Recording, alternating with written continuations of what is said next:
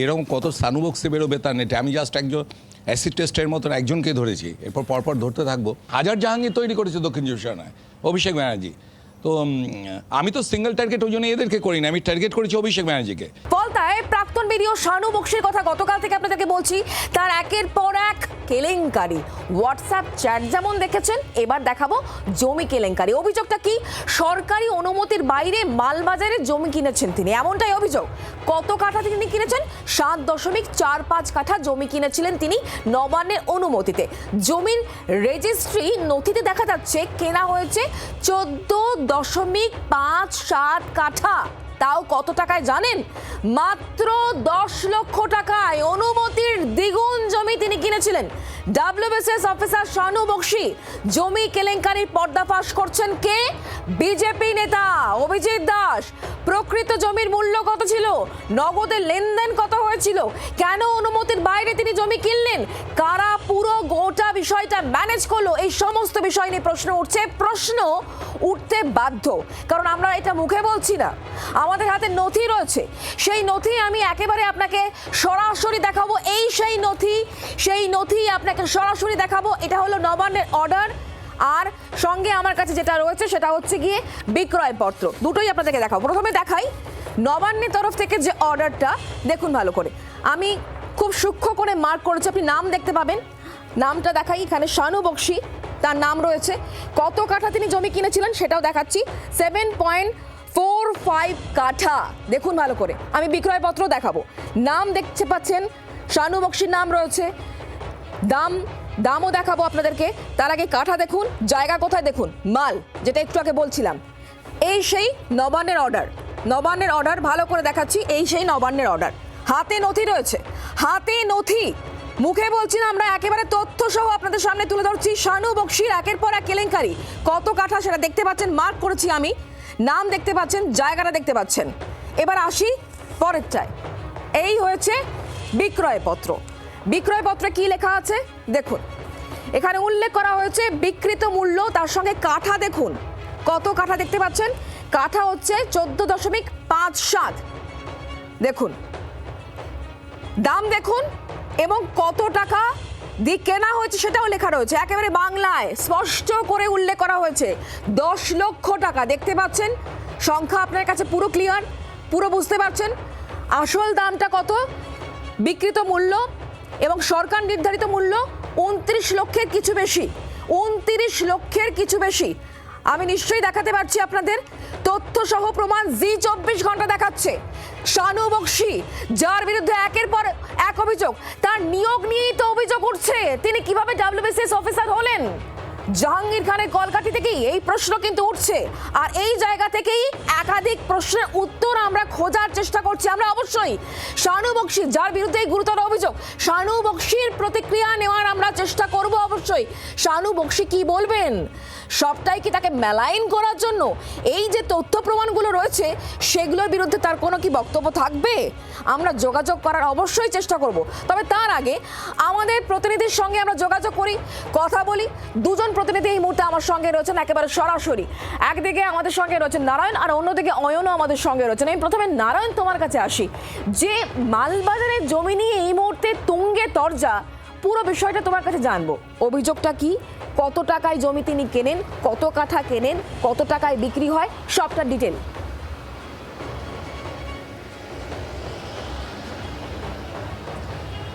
দেখো, প্রথমেই বলি, সেই মালবাজারেই এই মুহূর্তে আমি রয়েছি। আর এই মালবাজারের 13 নম্বর ওয়ার্ডে হারিয়া মোড় বলে যে জায়গা রয়েছে সেখানে, অর্থাৎ মালবাজারের যে শেষ সীমানা মাল পৌর কর্পোরেশনের, সেই 13 নম্বর ওয়ার্ডেই জমি কিনেছিলেন ফলতার তৎকালীন বিডিও শানু বক্সি। যদিও সরকারি খাতায় যেই 14 পয়েন্ট যেই জমিতে তুমি বলছো, সেই জমির পরিমাণ কিন্তু এখানে এসে দেখা যাচ্ছে আরও অনেক বেশি। জমির পরিমাণ প্রায় 17.5 কাঠা। এবং যেই ব্যক্তির থেকে কিনেছেন সেই ব্যক্তির বক্তব্য অনুযায়ী তিনি সরাসরি শানু বক্সিকে বেচেননি, তিনি একজন দালালকে দিয়েছিলেন। সেই দালাল মারফত শানু বক্সি এই জমিটি কিনেছিলেন।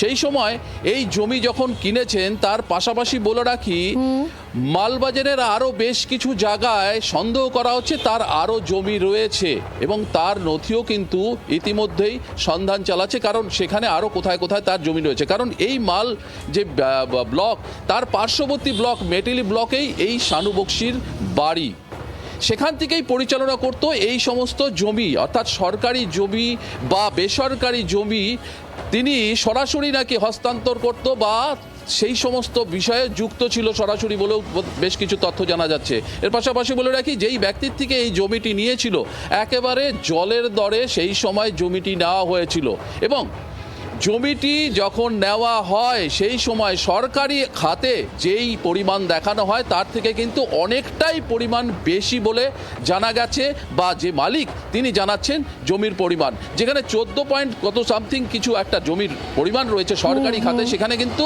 17.5 কাঠার ওপরে জমি রয়েছে এই শানু বক্সির।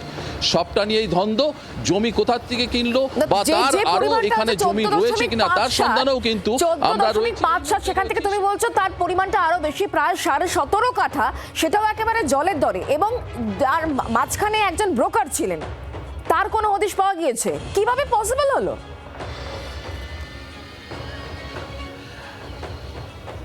দেখো, যে জমির আসল মালিক তার বক্তব্য অনুযায়ী যে আসছে তিনি সেই সময় শানু বক্সিকে চিনতেন না, কিন্তু এই দালাল কোনো এক সময় তাকে কাছে নিয়ে এসেছিল, পরবর্তীতে একবারই নিয়ে এসেছিল, তার সাথে দেখা করেছিল, পরবর্তীতে তার সাথে আর দেখা হয়নি, কিন্তু জমিটি বিক্রি করেছিলেন দালাল মারফত সেই সময় জলের দরে, কারণ যেই ব্যক্তি জমি বেচেছিল সেই সময় তার টাকার প্রয়োজন ছিল এবং যেহেতু সেই সময় এই যে শানু বক্সি যে একদম এই শানু বক্সির সঙ্গে আমরা যোগাযোগ করার চেষ্টা করব প্রতিনিয়ত। তিনি কি বলছেন, তার যে অভিযোগ তার বিরুদ্ধে উঠছে সে বিষয়ে আমরা জানবো অবশ্যই। আমি অয়নের সঙ্গে কথা বলি। অয়ন, অভিজিৎ দাস ববি যিনি এই একের পর এক পর্দা ফাঁস করছেন, শানু বক্সির বিরুদ্ধে একাধিক তথ্য তিনি তুলে ধরছেন, তোমার সঙ্গে রয়েছেন, তিনি কি বলছেন?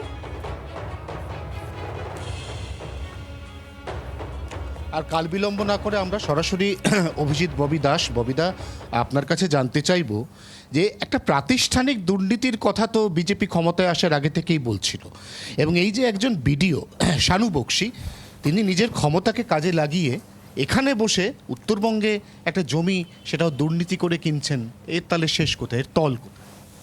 এটা তো আপনার এরকম কত শানু বক্সি বেরোবে তার নেটে। আমি জাস্ট একজন অ্যাসিড টেস্টের মতন একজনকে ধরেছি, এরপর পরপর ধরতে থাকবো। বিষয় হচ্ছে যে এই শানু বক্সিকে তো প্ল্যান মাফিক, আপনাদের হোয়াটসঅ্যাপ চ্যাট আমি দিয়ে দিয়েছি আপনাদের, যে কীভাবে প্ল্যান মাফিক অভিষেক ব্যানার্জি যে বস যে বলছেন, আমি নিশ্চিত এটা অভিষেক ব্যানার্জি এবং এই জাহাঙ্গীরের মারফত এই শানু বক্সিকে নিয়ে আসে এবং তারপরে যে আপনার পাবলিক সার্ভেন্ট রুলসকে ভঙ্গ করে ও যেভাবে ওরা জমি কিনেছে, সেই জমিটা কেনার পর যেখানে 7 পয়েন্ট এখানে নবান্নের অর্ডার আছে, সেই নবান্নের অর্ডার অনুযায়ী আপনার মাত্র 7.45 কাঠা ওর স্যাংশন হয়েছিল, পারমিশন হয়েছিল, সেখানে ও কিনছে 14.5 কাঠা। আমার সহকর্মী নারায়ণ জানাচ্ছে যে যতটা বলা হয়েছিল অকুস্থলে পৌঁছে নারায়ণ উপলব্ধি করছে যে জমির পরিমাণটাও তার থেকে অনেকটা বেশি, অনেক বেশি। এবং সবচেয়ে বড় কথা যে যখন এটা নিয়ে হইচই হয়, ও আবার শানু বক্সি ওনার মাকে আর কি শঙ্করী বক্সিকে ওইটাকে ডোনেট করছে, আবার পরে আবার মায়ের কাছ থেকে নিচ্ছে। এটা কত কোটি টাকার দুর্নীতি বলে আপনার প্রাথমিকভাবে মনে হয়? দেখুন, এখানে আরও কত কি আছে তো হিসাব করতে হবে। আপাতত আমি যেটা পেয়েছি যে শানু বক্সি নামে ওইখানটায় যে 14.5 কাঠা জমি জলপাইগুড়ি মাল এরিয়ায়, পশ এরিয়া সেখানটা তো নিয়ার অ্যাবাউট প্রায় আপনার ওখানটায় সরকারি ভ্যালুয়েশন 2021-এ ছিল 30 লাখ, ও সেখানে ভ্যালুয়েশন দেখাচ্ছে 10 লাখ, এবং এইভাবে ট্যাক্স। এবং বক্সি কি কোটানকো সেই বসের একমাত্র বোর্ডে, নাকি এরকম বোর্ডে গোটা ডায়মন্ড হারবার লোকসভায় ছড়িয়ে ছিটিয়ে? না, ডায়মন্ড হারবারে তো প্রচুর রয়েছে এরকম। এই যে জাহাঙ্গীর বলছেন, এরকম হাজার জাহাঙ্গীর তৈরি করেছে দক্ষিণ চব্বিশ পরগনায় অভিষেক ব্যানার্জি। তো আমি তো সিঙ্গেল টার্গেট ওই জন্য এদেরকে করি না, আমি টার্গেট করেছি অভিষেক ব্যানার্জিকে। মাননীয় শুভেন্দুদা যেমন টার্গেট করেছেন মমতা ব্যানার্জিকে, আমি করেছি হচ্ছে অভিষেক ব্যানার্জিকে। আমাদের এই জাহাঙ্গীর, এদের সামিম, এদের জন্য আমাদের বুথের কর্মীরাই যথেষ্ট, এর জন্য বেশি হাই লেভেল গ্রেডের ব্যাপার আছে না একটা। তো আমি জাস্ট পলিটিক্যাল এবং অ্যাডমিনিস্ট্রেটিভ নেক্সাস যেটা, যে অপারেশনাল অ্যাসেট তৈরি করেছে অভিষেক ব্যানার্জি প্রত্যেকটা দক্ষিণ চব্বিশ পরগনা জুড়ে, সেটাই আমি জাস্ট এক্সপোজ করছি। গোটা জেলা জুড়ে একটা অত্যন্ত সুগঠিত নেক্সাস, সুগঠিত এই কারণে বলছি যে প্রাতিষ্ঠানিক দুর্নীতি এবং সেই দুর্নীতির ডালপালা শাখা প্রশাখা কিভাবে গোটা ডায়মন্ড হারবার এবং দক্ষিণ 24 পরগনা ছড়িয়ে এসছে সেটা তো আমরা দেখাবো পরপর জি 24 ঘন্টার দর্শকদের। আমরা আজকে যেটা দেখাচ্ছি টিপ অফ অ্যান আইসবার্গ, এই গোটা যে হিমশৈল এটা চূড়া মাত্র, গোটা হিমশৈল জলের মধ্যে অনেক মানে গভীরে এই নিমজ্জিত শানু এবং মডেল আমরা দিকে দিকে রয়েছে, সে শানু মডেল দিকে দিকে সামনে আসে কিনা, সেই সমস্ত অভিযোগের পর্দা ফাঁস হয় কিনা, আমাদের সেদিকে অবশ্যই নজর থাকবে। বাংলার আওয়াজ, বাঙালির আবেগ, জি 24 ঘন্টা।